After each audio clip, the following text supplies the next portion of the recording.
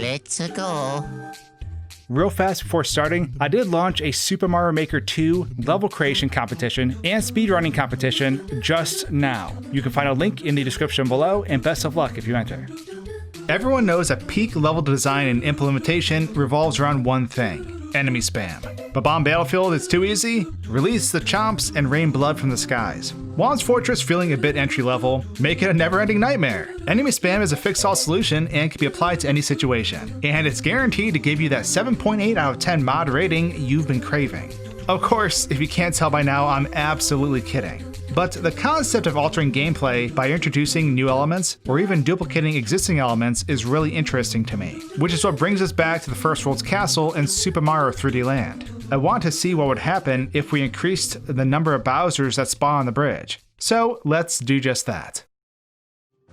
A few months ago, we showcased a sequence break that essentially softlocks the game. Defeating Bowser before he even spawns leaves the game in a state where it's essentially dead in the water. As a brief recap about Bowser's fight in general, typically Mario or Luigi make it to the final bridge area in 1’5, and at that moment, Bowser falls from the sky in the background. He then proceeds to shoot fireballs at us that we need to dodge. So we run up, across, and under Bowser to hit a switch, which then sends Bowser to his grave. But let's rewind the clock down. We're going to increase Bowser's spawn so that there are 5 instances of him now. With this in place, we make our way back through the level and trigger the fight with Bowser. And something pretty interesting happens. Now, this is sort of expected, but given that Bowser spawns via that one would assume is a cutscene, it only makes sense that each and every Bowser that spawns would have their own intro sequence. We cannot move during this process at all, and just as one Bowser is finishing, another steps up to the plate. While the cutscene takes place, the other Bowsers are free to jump around and spit fire though, which leads us to a pretty interesting problem.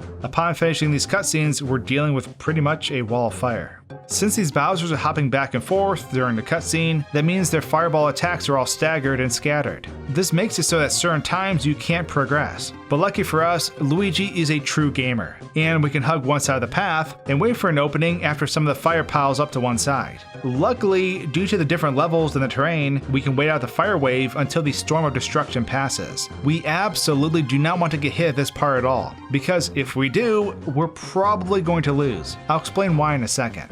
After this initial wave, making it to the final bridge in the back isn't too bad at all. However, once all the Bowsers pile up, we're in for a treat. Because now they will change their attack trajectory and basically fire a giant fire laser at you, preventing you from advancing. It's a pain in the butt. We need to be quick at this part because you can't run under Bowser at all, since there are 5 of him occupying the same space. This means you'll never have an opportunity to advance the intended way. So we need to wait for an opening and hopefully not get hit. If we get hit, well, this next part becomes a gamble. As we run along the bridge and make it to our destination, we can finally taste victory. We jump upon the button and the bridge collapses. Now, my initial gut feeling was that all 5 Bowsers were going to die at once, but this isn't the case. Even with the bridge gone, the Bowsers still behave as if the bridge is there. Pressing the button only eliminates one of the 5 Bowsers, and the other 4 still broil you in fire as the first target goes down. Immediately upon Bowser's one defeat, Mario or Luigi will immediately press the button again, signaling the second Bowser to step up to the chopping block. But the single frame that this takes place on isn't within a cutscene,